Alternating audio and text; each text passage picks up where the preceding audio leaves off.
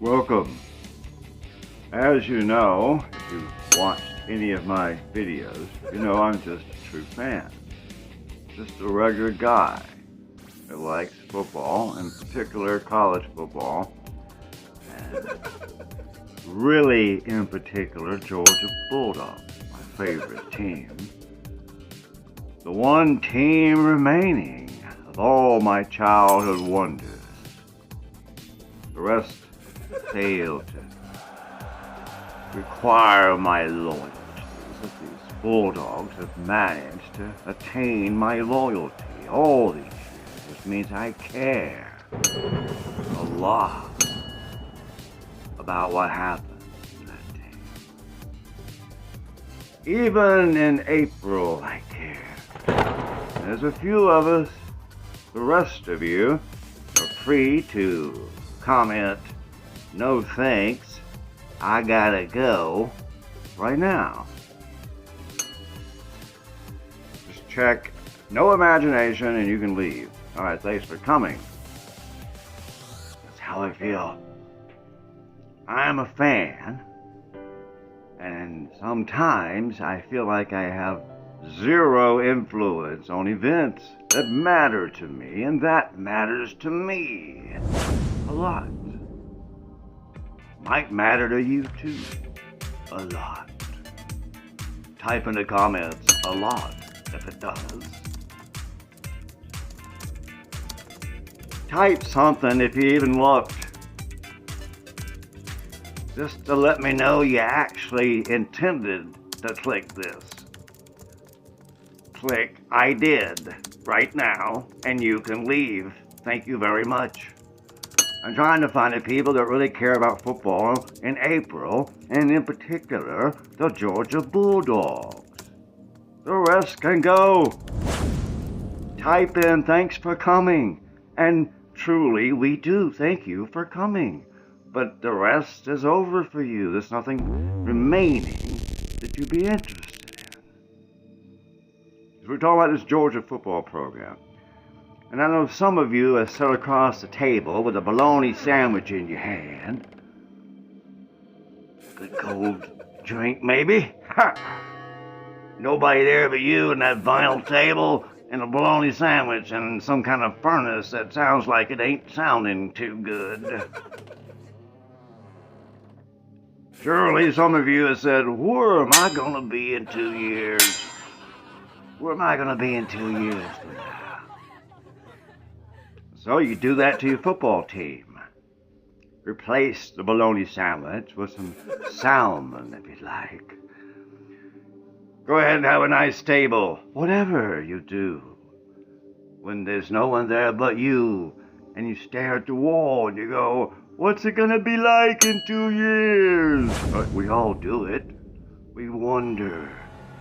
So we take what we have and go, "Where is this going in 2 years?" Surely you've done that. If you haven't, you can leave now. Type in "haven't" and have a nice day. Thank you very much for coming. We took what we know of right now and we projected what 2027 would be like. So this show is a futuristic promise. We're going to show you what kind of game you could have in 2027. It won't be anything like the one you've seen this year or the next, and we'll talk more about that in just a minute. So, all of us, we've already called the room now. All of us are Georgia fans and college football fans in April. I'm saying something because anybody that plans to show up at the stadium in August and throughout the season, anybody that gets involved to that level, it's a year-round thing. We all know that. So it's not that big a deal to be thinking about football in April, although there are a lot more things to think about. But the guy that thinks about football and Georgia football in April is a little different cat. And that's the only reason I had that little fun with everybody. Thanks for coming. Thanks everybody for coming. It didn't actually fit the room requirements. That's fine. Maybe we can learn something together. Anyway, the game will probably still be around in 2027. Hopefully. Not a guarantee.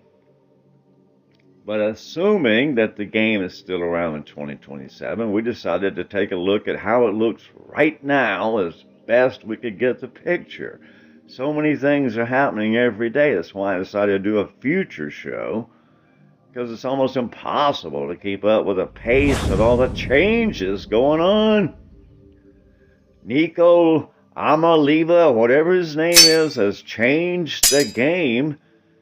He didn't really change it, but it changed because of his situation. By intent or design, he has become the sacrificial lamb, the bell cow. He has now set the market. And the salary cap is a fact. And almost all coaches know they have to have some stability, and they're going to get it. Because the salary cap is the key. And that's how we're going to base our projections for 2027. It's based on the salary cap of $20 million that we know is roughly what it'll be. We're going to talk about things as if that's a natural fact. If you can't agree to that, there's no point in listening any further. Because we all know, you guys get on the internet, there's going to be a salary cap. I don't know when exactly it'll kick in, how exactly it'll look, but there's a cap.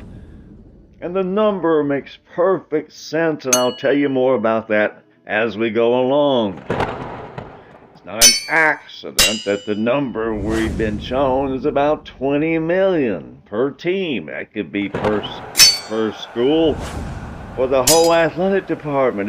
But it's a $20 million salary cap. Ever how these academics measure and count? Why, you'll be a lunatic to try to talk about money in college. Anyway, but there is a salary cap. Will it kick in like immediately? Who knows? But it'll be a cap. And that's all anybody needs to worry about. Because that's why we decided to go to 2027 for our weekly show on college football. Forget the next 2 years. None of it's going to really be relevant to 2027 when college football resumes. Think of it as having the grand vehicle drug out of the ditch. You didn't get to drive for 2 years. Because none of those things are going to relate to the other. But that could improve faster. With the dynamics that's going to face the future, 27 and beyond, I would say, we could probably go back to our old ways of doing things, because I think that's the return to a new normalcy that no one I've listened to is talking about. I think things will get downright normal by 2027. And the sport could have a golden age. It certainly could, if some things turn out. We'll talk about those things as well. So, I could get on the internet and dazzle you with my research skills and show you what I do, which, you got to research, but in doing that, you just come up with things that the big themes just pop into your face when you look at research a subject. And that's kind of what we're doing by stepping ahead, because we already see the big picture. Think about it. Last year was a challenge of the Big Ten and the SEC, who was going to have this magical advantage in this television Vegas Vegas academia triangle that was going to make a bundle of money off the American fan. It's been we've walked into a room of con artists, and we're just trying to get out of the fair without losing too much in the game. But good news, it's not quite that bad, and college football has a future, and I think it has a very bright future, quite frankly, and so does Georgia. And we'll talk about why that is true. Again, 25 and 26 are anybody's business, and quite frankly, it could be a very galling time for every fan, and many will not stay on board. I think many people will just see that it's chaos and it's not worth it, but I think, and I'll talk about this later, I think there is a better way out. There is a lot of possibility. So, we're going to show you some of those possibilities, and it's not a bad thing. It might be rough for a little while.